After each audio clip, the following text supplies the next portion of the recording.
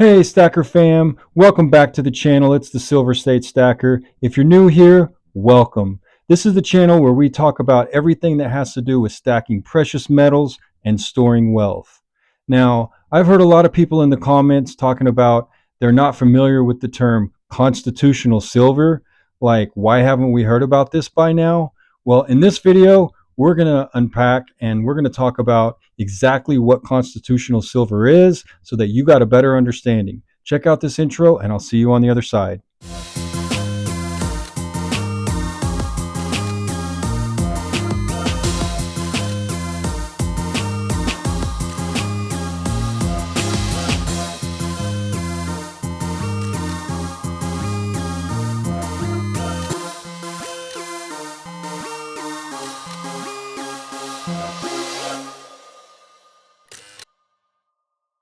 Hey Stackers, welcome back. Okay, so what exactly is constitutional silver? Well, you're going to hear many terms and phrases for the term constitutional silver. One is constitutional silver, some people call it that.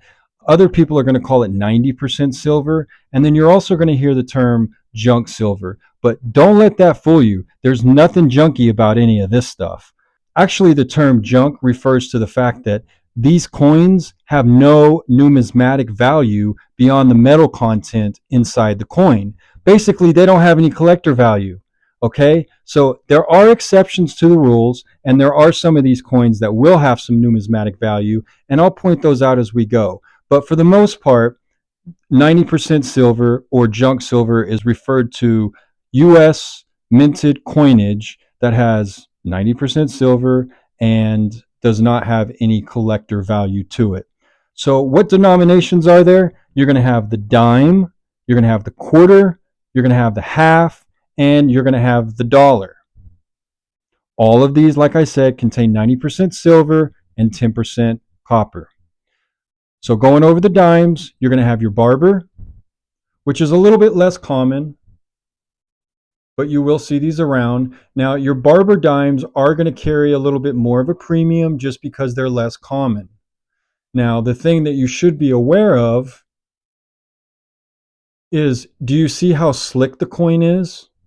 Now, if you're not familiar with the term slick, slick is a term that stackers use to refer to the wear on the coin. So the more wear that it has, we'd say that it's, slick, more slick. It's a slick coin. So that shows that it has wear on it. And because of that, your barber dimes are actually going to contain a little bit less silver content than, say, your Roosevelt dime. So they're a little bit thinner. They've been in circulation for quite a bit longer. Now, one of my favorites here is the Mercury Dime. Absolutely beautiful. Miss Liberty is wearing the wig of wings, which is to symbolize freedom of thought. So this is actually one of my favorite pieces to stack, and I'll tell you why later. I mean, I just like the design, and I think it's really cool. The back looks really familiar to the Roosevelt. Guys, these are a little bit slick too. I mean, they've been in circulation quite a bit longer, so they're going to be kind of medium as far as silver content goes. They're going to have a little bit more than the Barbers do, but less than the Roosevelts do. Now, you're going to be really familiar with these. These are the same design that they're using today. This is the Roosevelt. The back looks exactly the same as what you're used to seeing today. It's the same design. Now, the only difference is the coins today are going to be all clad. So basically, clad is going to be like a copper core and then, like a nickel alloy shell. So this one is going to be 90% silver and it's going to have 10% copper. And this one was minted. Well, all of the Roosevelts that were minted prior to 1965 are going to contain the 90%. Now, you might hear people commonly refer to these as rosies. So rosies are going to be anything with the 1964 stamp or before. The thing I didn't mention about the Mercuries is you're going to hear people call them Mercs. So that's a little common slang stackers use. Moving on, the next piece that you guys are going to be most familiar with is going to be the Washington quarter. So if you didn't know, these were actually minted to celebrate the 200th anniversary of Washington's birth. So everything 1964 stamp and before with the Washington head on it is going to be 90% silver. We are very, very familiar with this. It's the same coinage that we use today. You got your Standing Liberty. I think these are absolutely cool, and I love to stack these. These are pretty common. You'll find these. They're going to have about the same cost as your Washington. They're a lot more common. The thing that is less common is going to be your barber quarters. These are pretty less common. This is a regular circulated, so you see how slick it is. It's almost smooth. It's almost like a ghost image on there. But it's still got a date on there. So the back is going to be the spread eagle on there. I think these are absolutely beautiful. I think they're cool. I like the barbers. So I don't get too crazy into stacking the barbers because of their age. They will carry a little bit more of a premium. We're going to talk about that later.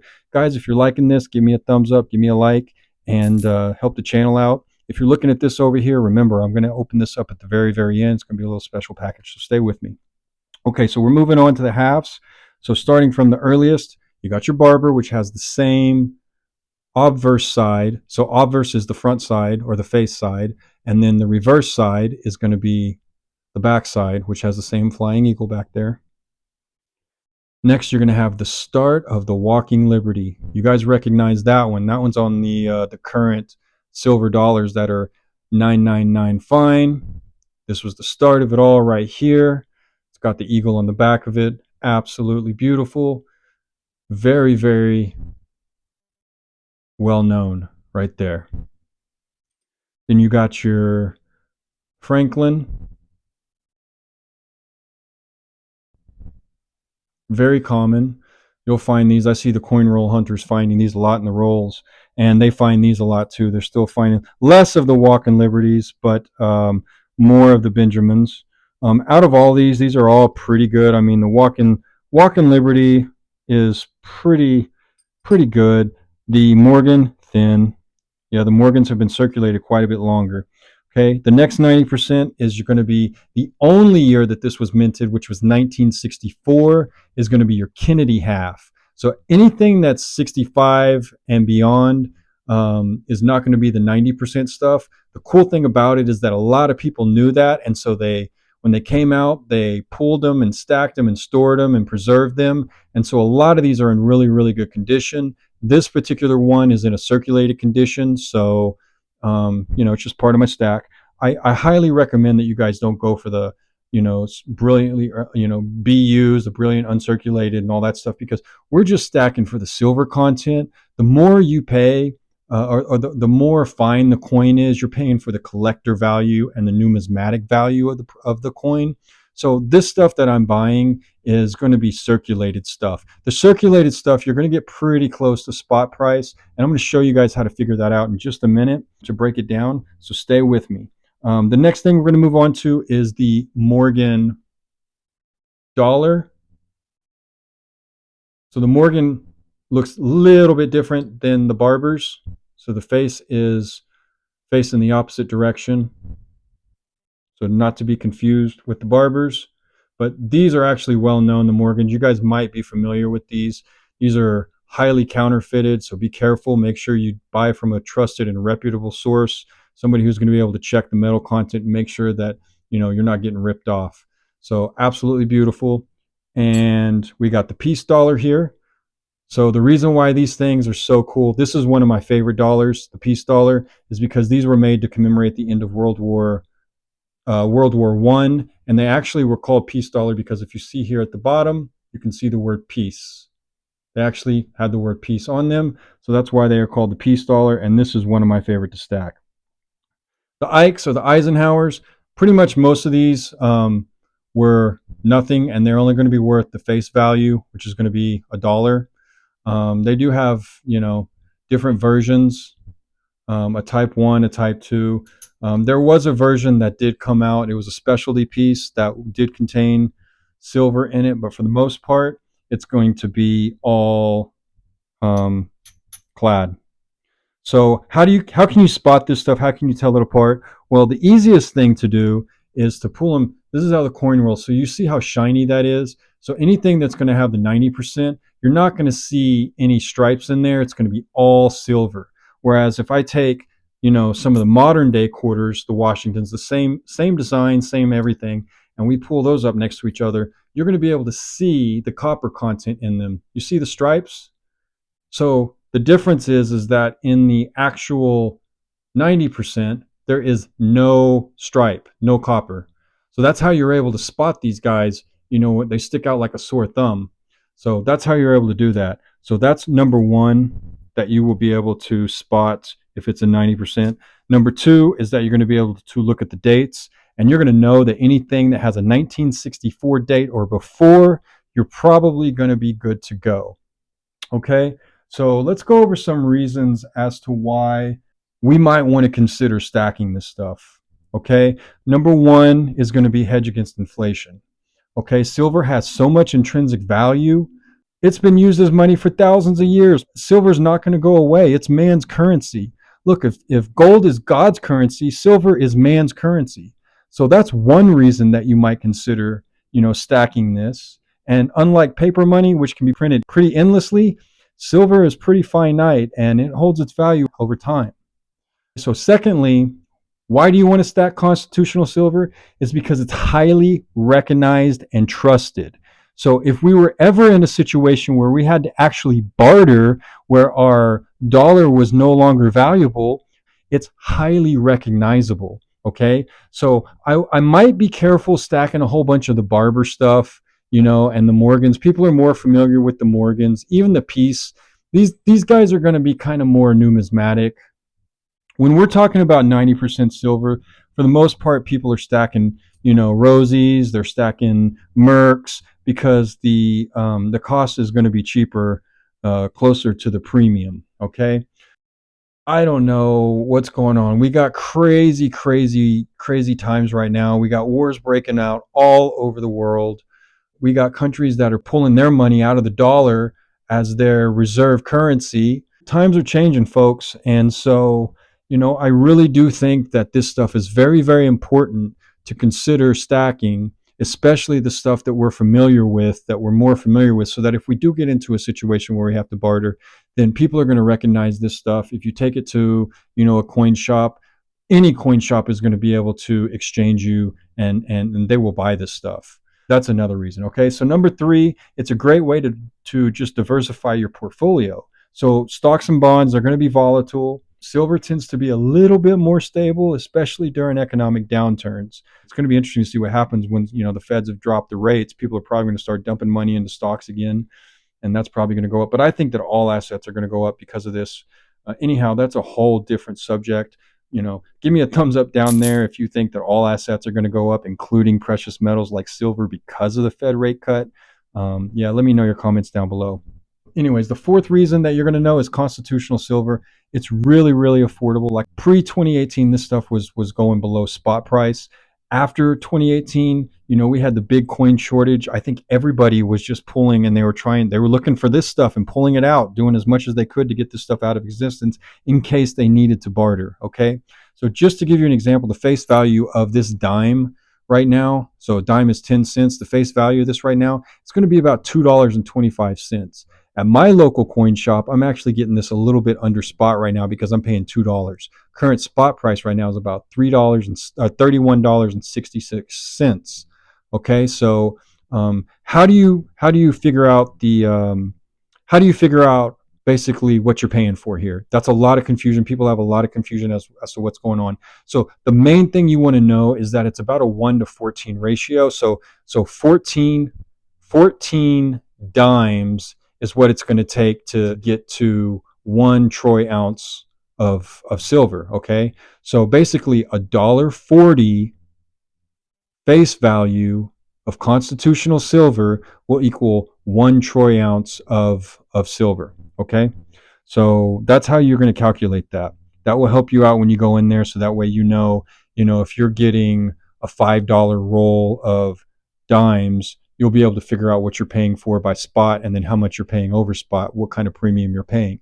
A lot of the online places, SD Bullion, JM Bullion, they'll post it right on there. When you go to the 90% silver, you're paying $3 over spot, $4 over spot. Right now, I think it's probably pretty common, just the economic times that we're in, that you're paying anywhere from maybe $4, maybe $10 over spot, depending on what you're getting. So just kind of keep that in mind. Okay, guys, if you're still with me right now and you guys do like this stuff, this content, then give me a flex emoji. Okay, I'm going to go ahead and open this up, and I got a story to tell you about this. So this is really special to me. When I was growing up, I got the opportunity to spend a lot of time with my great grandparents, and I got to know them pretty well, and they were pretty special to me. And when I was growing up, my great grandfather told me, when he's gone, that this was always going to be mine. He pulled this aside and said, "This is going to be yours." And I didn't understand it at the time. It took me a long time to understand what he was doing. But yeah, so he set it aside. My grandmother, she kept it, until I was of age to respect it. But you'll see on here the date. Look at that, September 13th, 1974. Was given to my great grandfather. And just to show you, they knew back then what was going on. So here's your 90% pieces. This is the last year that they were made. Look at, it's already got some toning on there. Toning is the coloring. It's from air, from oxygen. That's what causes the toning. But you got your Kennedy right there. That's the only one.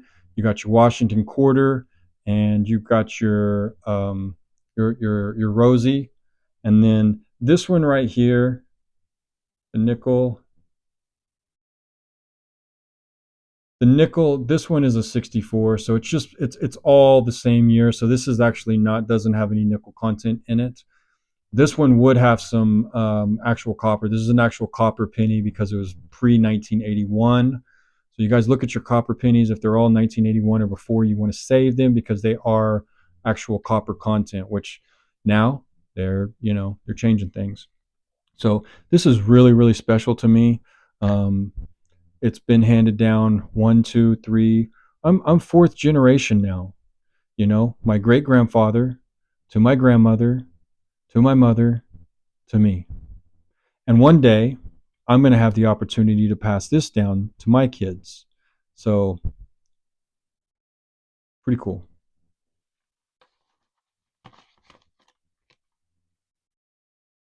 Well, that pretty much does it for today, guys. I hope you guys did get a lot of information from what I have here, and you learned a lot about what constitutional silver is and why you should stack it.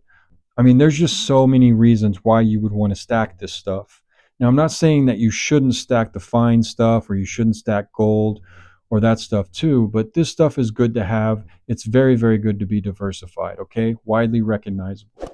Guys, thank you for joining me today. Give me a like, thumbs up, share, support the channel any way possible. And you guys have a blessed day, and I will see you on the next one.